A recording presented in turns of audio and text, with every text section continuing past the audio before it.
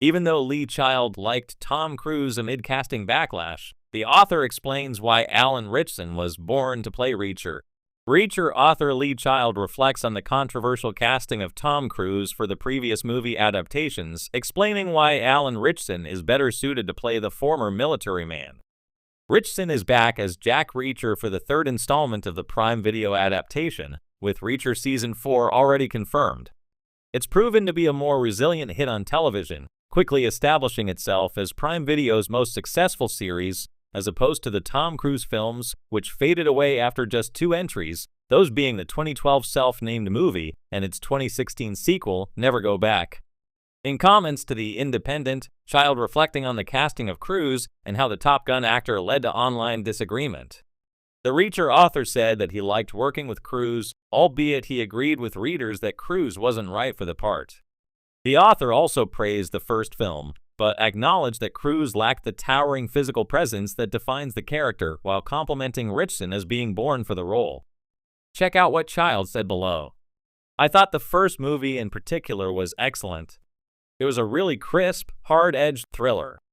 Working with Tom was a pleasure and a privilege. He's a really smart guy. He's a smart filmmaker. He's real fun. But you cannot escape the fact that Reacher is a huge guy. I mean, that is a component in his entire approach to the world and the world's approach to him. He's huge, he's implacable, he's scary, and for all Tom's ability in getting the internals of Reacher out, he is not huge and he's not scary. So the readers were terribly upset about it, and I think ultimately the readers were right. Alan was born to play Reacher, and I think he knows that. The first Jack Reacher film performed solidly at the box office, grossing over $218 million at the worldwide box office against a reported $60 million budget. The second installment delivered shakier results, grossing over $162 million against a budget that reportedly went as high as $96 million by some estimates. But the films were always at a bit of a disadvantage, considering Cruise's physical stature, but also his stature in Hollywood. The hit Prime Video series is Ritchson's breakout role, with the actor earning generally positive assessments for his part in leading the Reacher cast. There's a certain charm to watching how he evolves with the character, finding new avenues to highlight in his performance, compared to Cruise, who was already uber-established as an action hero by the time he played the book hero. He'd already led Top Gun, not to mention the Mission Impossible movies, and it's arguable that with Jack Reacher it would all blend together. Our take on Alan Ritchson as Jack Reacher. On some level, it's understandable that Tom Cruise was chosen to lead a Reacher movie. Producers need assurances that a film will perform well, and getting a big actor to put on the poster is a significant element that helps pave the way for success. But thankfully, TV is still a little more open to taking relatively risky swings, and by taking a chance on Ritchson, Prime Video has someone that looks the part, but may also define the role for more seasons to come.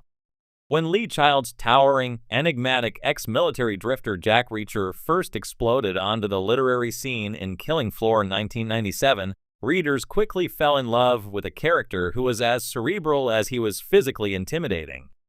Standing at 6'5" and weighing 250 pounds, Reacher's sheer presence was as much a weapon as his military-polished combat skills and Sherlockian mind.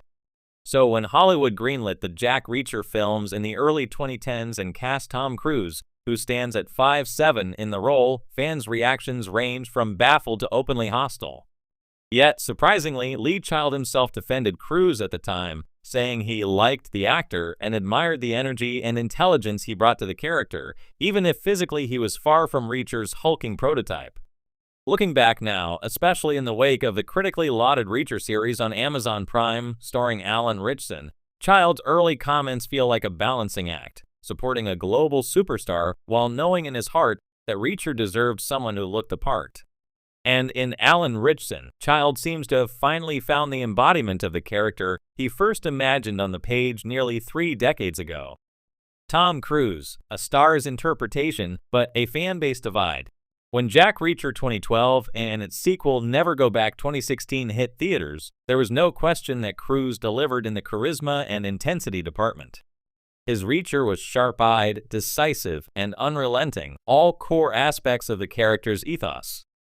Even Lee Child conceded as much in interviews, repeatedly saying that Cruise did a terrific job and that working with the actor was a wonderful experience. Yet the cognitive dissonance for longtime readers was difficult to ignore. As Child later admitted more candidly, Cruise, for all his talent, didn't have that physicality. Reacher's size is a metaphor. He's supposed to be unstoppable, intimidating before he even throws a punch.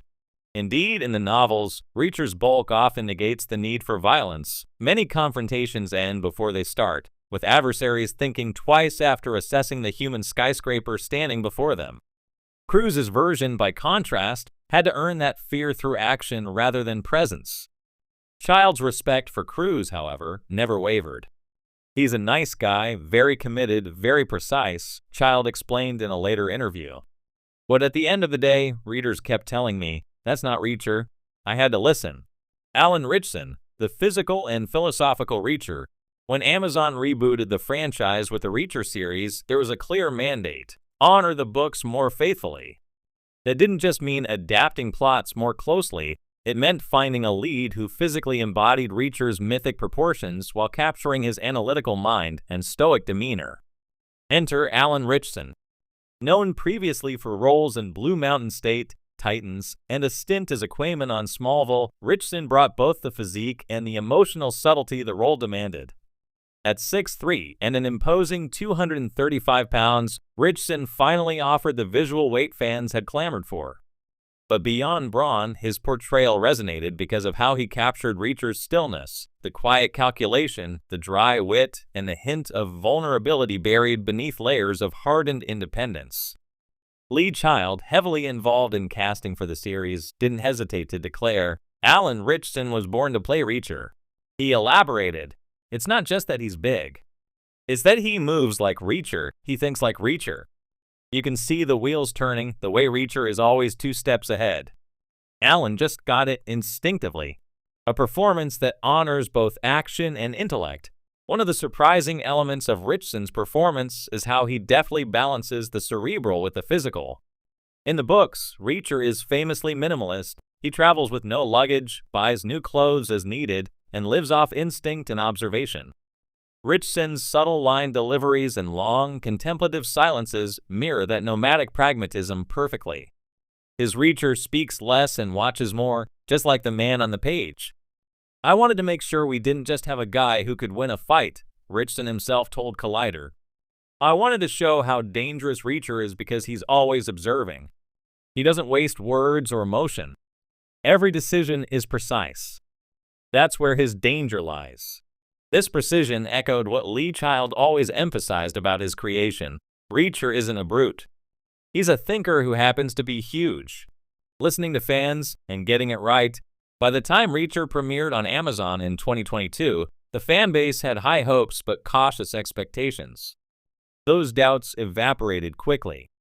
The series was praised not only for its faithfulness to the plot of Killing Floor, but for Ritchson's magnetic, layered performance. Even critics unfamiliar with the books noted how refreshing it was to see an action hero who exuded calm competence rather than wisecracking bravado. Child later reflected on the casting journey with characteristic candor. "I loved working with Tom. I really did," he reiterated. But from skepticism to satisfaction,